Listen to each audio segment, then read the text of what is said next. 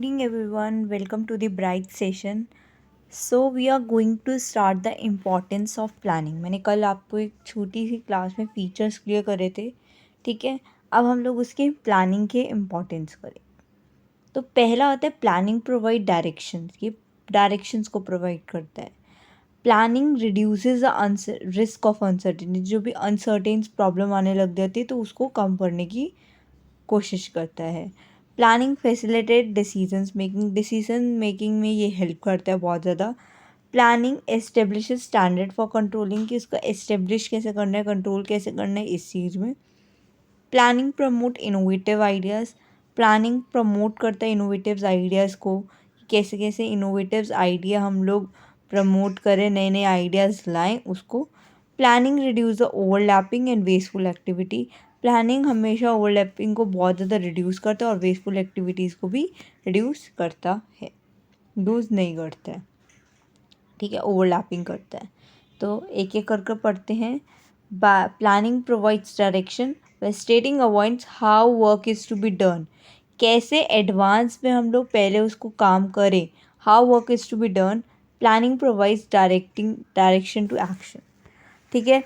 ये क्या बताता है कि हम लोग पहले से ही जब लोग प्लानिंग कर लेते हैं, how work is to be done, कैसे हुआ काम, और वही एक्शन जब डायरेक्शंस के बेसिस पे हम लोग एक एक्शन ले रहे होते हैं तो हमारा काम ऑलरेडी हो जाता है, ठीक है। तो यही बताते हैं कि हमें प्लानिंग हमें डायरेक्शंस क्यों प्रोवाइड करता है, अलग अलग डायरेक्शंस में जाने के लिए क्यों बोलता है, क्यों, क्योंकि हम लोग जैसे जैसे काम करेंगे अलग अलग वे में हमें पता चलता रहेगा कि हाँ ये काम है, हम लोग एक स्पेशलाइजेशन हो जाएंगे, तो एक एक्शन लेने में हमारे लिए ईजी रहेगा। Planning reduces the risk of uncertainty.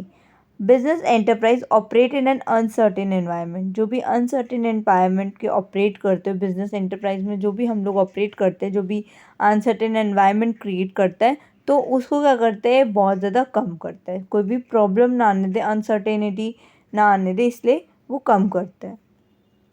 Facilitate planning facilitate decision making. Planning help the manager to look into the future and make a choice from amongst various alternative course of action.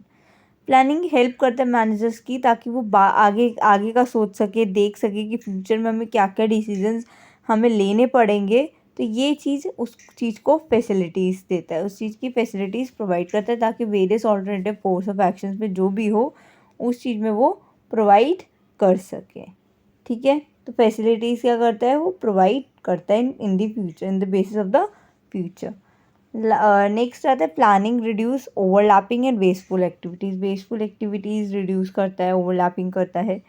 तो since planning ensure the clarity in thought action. Planning तो कर लेता है, clarity भी बता देता है। Work carried on smoothly basis पे विदाउट इंटरप्शन। बिना इंटरप्शन किए वो लोग ऑलरेडी स्मूथली काम चलते रहते हैं बिना ओवरलैपिंग के। इसलिए ओवरलैपिंग ज़रूरी नहीं, आपको क्लैरिटी रखनी ज़रूरी है प्लानिंग में। थॉट की कैसा थॉट आना चाहिए, एक्शन कैसे लेना है, तो इंटरप्शन नहीं करना है, without interruption. Planning promote innovative idea. Planning is thinking in advance what to do and how to do, ठीक है। ये हाउ टू डू है, तो व्हाट टू डू कैसे क्या करना है, कैसे करना है, ये हम लोग पहले से ही इनोवेटिव आइडियाज़ को पहले से ही सोच लेते हैं। तो planning establish standard for controlling.